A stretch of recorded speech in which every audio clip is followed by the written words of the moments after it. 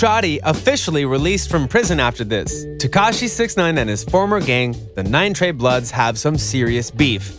With Tekashi 6ix9ine being released early from prison, this gives those same gang members even more of a reason to hate the rainbow-haired rapper.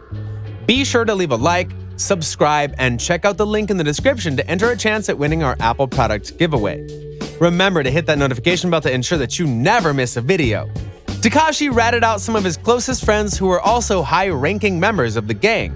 This caused a bunch of tension and has since tarnished the Brooklyn-born rapper's reputation. With that being said, bridges were definitely burnt. In return, Tekashi has been receiving a lot of stick in the media as well. One of the rapper's closest friends, Shadi, who was also the rapper's manager, has recently had an update on his case.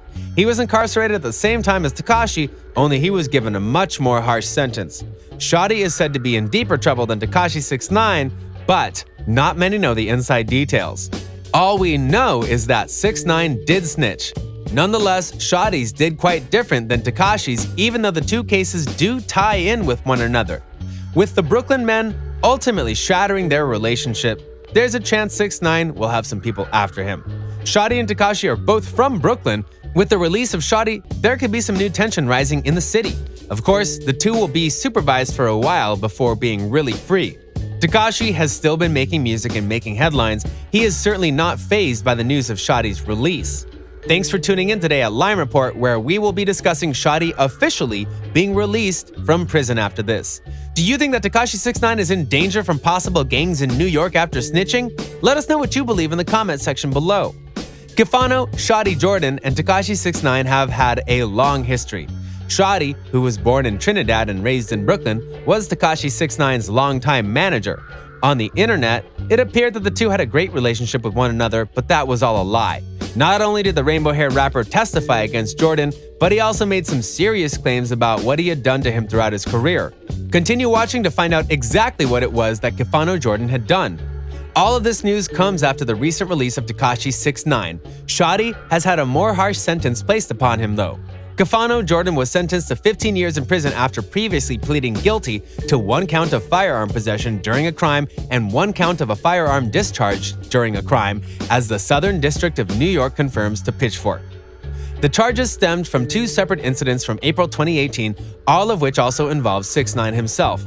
The long and most prominent chapter of a New York racketeering case was finally solved. Shadi made a lot of money working with Tekashi 6ix9ine, but he let the fast life catch up to him. Many believe that Shadi and Tekashi had no business being in such a dangerous gang after achieving millions from rapping. Jordan broke down in tears when he got his chance to speak during his sentencing. "I want to apologize to my close friends and my family, especially my sons, since I won't be there for them," he said before sobbing. After taking several minutes to compose himself, he continued, "There has been a lot of violence I committed. I take full responsibility. I guarantee you won't ever see me in court again. I apologize to the victims of my crimes. I apologize to their families." Shadi did seem very apologetic about his decisions, but nonetheless, he did some harsh things. Beginning in late 2017 and through most of the following year, Shadi, a member of the infamous 9 Trey Gangsta Bloods, became a public personality right along with his rainbow hair client. Jordan showed off his loud and boastful personality on social media and helped to make Treyway one of the most popular phrases of the year. The manager even got Shaquille O'Neal to appear on his Instagram Live one time. But as his fame grew, Jordan's legal problems increased. Already on the run from a 2016 case in New Jersey, the Brooklyn native and Tekashi 6ix9ine had numerous run-ins with the law. Everything finally came to a head in the fall of 2018 when, in rapid succession, Jordan was involved in a fight with the security team of the 24-year-old rapper's label head Elliot Grange. He ultimately pleaded guilty to second-degree assault, was fired, and later insulted by 6ix9ine during a radio interview. The arrest was added to the federal racketeering charges. One wonders how the two could be free after doing so much damage in New York. The crimes do not stop there. Back in March of 2018, Jordan pleaded guilty to firearms offenses relating to 2 different violent incidents. The first, for using and possessing a firearm in furtherance of a crime of violence, was for the now infamous armed robbery in the lobby of the G Unit office building on April 3, 2018. That robbery of Tekashi 6ix9ine's former mentor-turned-rival Scumlord Dizzy and a Rap-A-Lot-affiliated rapper named Junior Boy, along with a publicist, was caught on tape both by building surveillance and, according to court documents, by 6ix9ine himself. This is one of the instances where the rainbow-haired rapper was snitching. Tekashi was filming from the back seat of a car nearby. He caught most of it on video. Jordan was, court docs claim, holding a pistol throughout the robbery. He received a sentence of 5 years for that count, which was the legal minimum. Weapons charges are not something taken lightly in the great state of New York.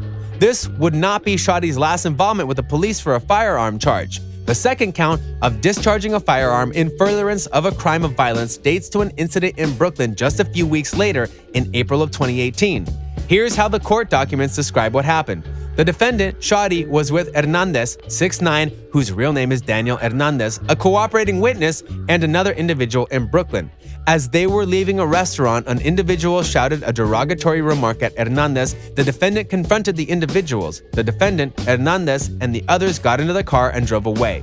The individual who shouted the derogatory comment on another person followed them in another car. Eventually, the defendant got out of the car, ran towards the individuals, and fired 2 shots at their car. This is a serious case where someone could have gotten hurt. The manager of the viral rapper was doing things out of pocket, which would eventually get him in trouble. Tekashi continues to defend himself to this day, claiming that Shadi was working against him. Be sure to continue watching to find out more about Tekashi 6ix9ine and Kafano Shadi Jordan's growing beef. Shadi would only find himself in more trouble as the time went on. As Tekashi and him were rising to the top, they believed that no one could get them. That shooting occurred just hours before an affiliate of 6ix9ine's, Fuguan Fubanger Lovick, let off a shot inside the Barclays Center, reportedly to scare off members of Casanova's entourage who were attacking Lovick, Tekashi 6ix9ine, Jordan, and others. Lovick pleaded guilty to firing that shot last May. Jordan was sentenced to 10 years behind bars, the legal minimum, for the April 21st shooting. This was a big turning point in the case as Shadi was now being targeted as the main antagonist. Things would only get worse though. In court filings from 2019, the federal government said that 6ix9ine informed them about a time in middle of 2018 when he, Jordan, and 2 other co-defendants in the case, Jamel Mel Murda Jones and Anthony Harv Ellison, had a conversation where Jones decided that Jordan, not Ellison, would manage Tekashi's career. Not long after, Ellison allegedly kidnapped and robbed Ladder. This was a big turning point for Tekashi 6ix9ine. At the time, Tekashi would be with the same people every day who would even see him. Therefore, he believed that the entire kidnapping was an entire setup job. Tekashi was really upset after the incident, considering that his baby mama and child were living together. Judge Paul Engelmeyer called the sentence richly warranted during the Friday hearing. "Your crime was deadly," he said to Jordan, and then read out a lineup of violent incidents Jordan played a part in. A November 2017 assault on Trippie Redd, the Barclays Center shooting, the Scumlord Dizzy robbery, the June 2018 Chief Keef shooting, the fight inside the Philip Chow, and more. "This conduct demands a long sentence," the judge continued. While Jordan had been involved in several shooting incidents, Engelmeyer said, "Through some combination of sheer luck and bad aim, no one died." In addition to the 15 years in prison, Jordan also received 5 years of supervised release. His lawyer, Jeffrey Lichtman, was pleased with the outcome. "It ended making the best of a bad situation," he told Complex after the hearing. The attorney went on to low praise his client. "He's very different from what I'm used to in this area of defense that I've been in," Lichtman said. "I represent a lot of people similarly situated to Shadi, and I can tell you that he's very kind, very thoughtful, and very intelligent. He was very sensitive and very caring. He frankly was a pleasure to represent, and I say that sincerely." Shadi's lawyer also has some thoughts on 6ix9ine. He decided to cooperate.